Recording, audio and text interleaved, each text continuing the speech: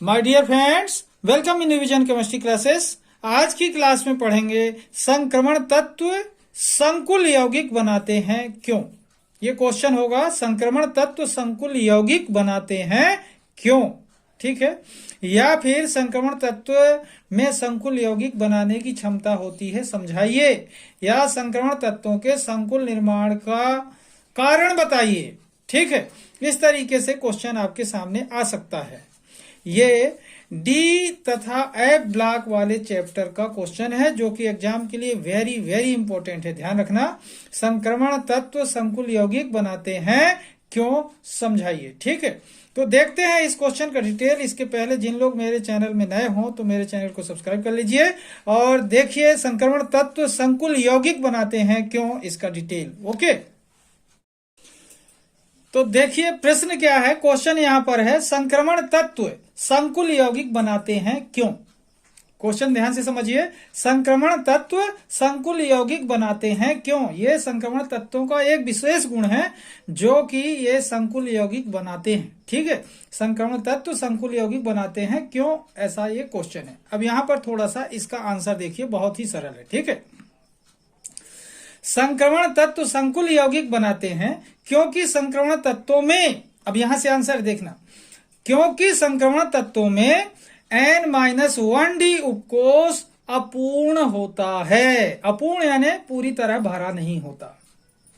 क्योंकि संक्रमण तत्वों में N-1D उपकोष अपूर्ण होता है तथा इनमें इलेक्ट्रॉन ग्रहण करने की क्षमता होती है तथा इनमें संकुल यौगिक के निर्माण का कारण निम्नलिखित है। कुछ और कारण भी हैं, तो ध्यान से समझिए। क्वेश्चन क्या है, संक्रमण तत्व संकुल यौगिक बनाते हैं क्यों। आंसर देखिए, संक्रमण तत्व संकुल यौगिक बनाते हैं क्योंकि संक्रमण तत्वों में N-1D उपकोष अपूर्ण होता है तथा इनमें इलेक्ट्रॉन ग्रहण करने की क्षमता होती है, ठीक है। तथा इनमें संकुल यौगिक के निर्माण का कारण निम्नलिखित है, ठीक है। अब देखिए कौन से कारण है, ओके। तो देखिए संकुल यौगिक बनाने का प्रमुख कारण क्या है। पहला पॉइंट देखें, संक्रमण तत्वों में N-1D उपकोष अपूर्ण होता है। ये पहले पढ़ चुके हैं, पहला पॉइंट। संक्रमण तत्वों में N-1D उपकोष अपूर्ण होता है। सेकेंड पॉइंट, परमाणु आयन का आकार छोटा होता है। थर्ड पॉइंट, नाभिकीय आवेश का मान उच्च होता है।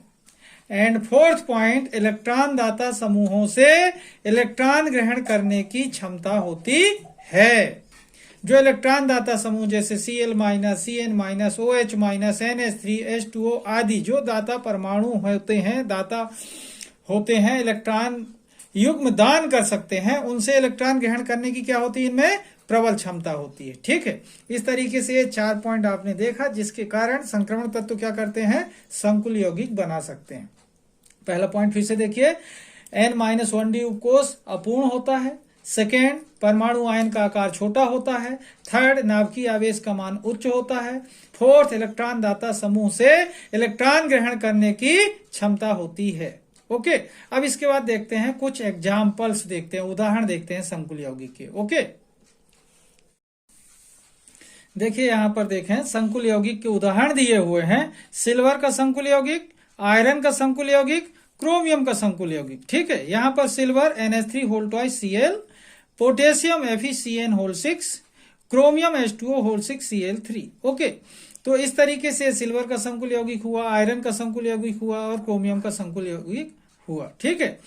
अब आज की क्लास को मैं यहीं पर समाप्त करूंगा। आप लोग ने इस वीडियो में देखा कि क्वेश्चन क्या था आप लोग के लिए, कि संक्रमण तत्व संकुल यौगिक बनाते हैं क्यों, या फिर संक्रमण तत्वों में संकुल यौगिक बनाने की क्षमता होती है क्यों, समझाइए, ठीक है।